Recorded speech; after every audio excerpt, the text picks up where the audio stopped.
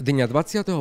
januára 2025 sa študenti Univerzity 3. veku v Rožňave stretli aj v spoločnosti svojich lektorov na slávnostnom kolokviu, ktoré ukončilo zimný semester ich prvého roka štúdia.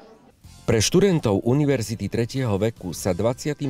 septembrom 2024 začal akademický rok 2024-2025 ako prvý rok ich celoživotného záujmového vzdelávania na Univerzite 3. veku v Rožňave.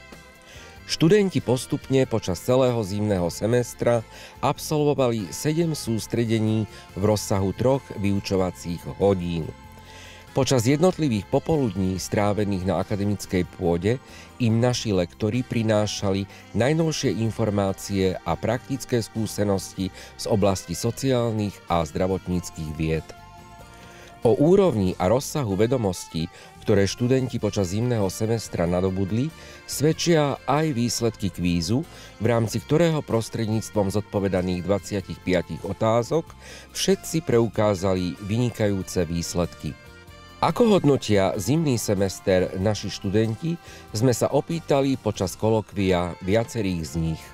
Hodnotím to veľmi pozitívne, som spokojný s tým a zaujalo ma, všetko ma zaujalo, lebo strašne veľa nových vecí som sa tam dozvedel.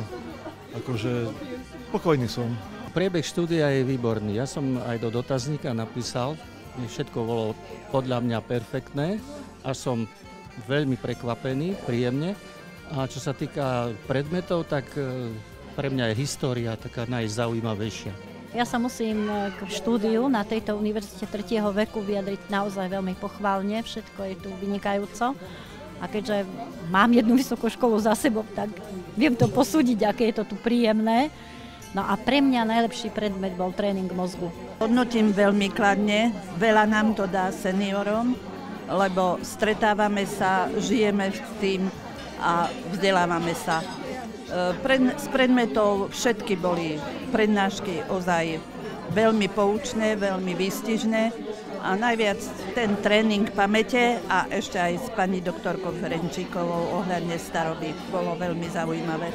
Vedenie detašovaného pracoviska blahoslavenej Sáry Šalkaházy v Rožňave ako organizačnej zložky Vysokej školy zdravotníctva a sociálnej práce svätej Alžbety v Bratislave personálne zabezpečilo vzdelávanie na Univerzite 3. veku erudovanými odborníkmi z praxe, medzi ktoré patrí aj doktorka Daniela Lorko-Praznovská. K lektorovaniu som sa dostala tak, že ma vysoká škola oslovila, nakoľko som tiež absolventkou. Som veľmi rada, že máme takýchto šikovných študentov, ktorí majú takýto záujem študovať na Univerzite 3. veku.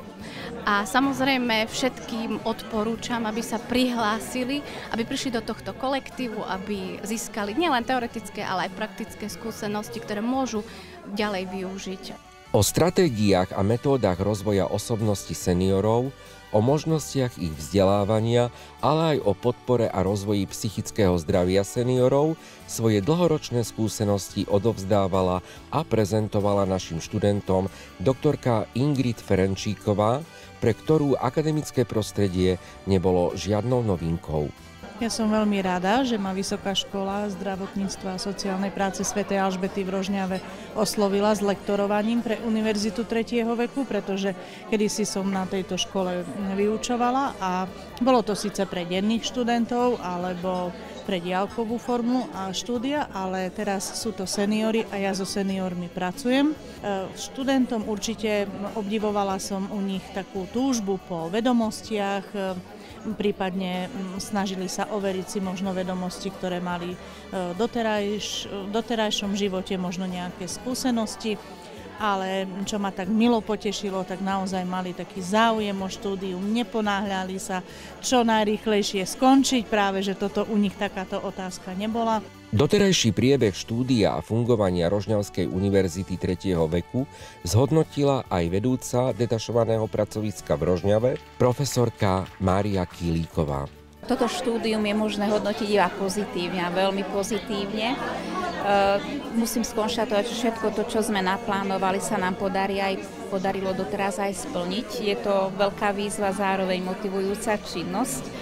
Teší nás úspech našich študentov, ich záujem a možno im poprajeme do nasledujúceho semestra štúdia ešte viac vytrvalosti, pevné zdravie a nadšenie, nech im to vydrží až do konca štúdia a úspešného absolvovania celej univerzity.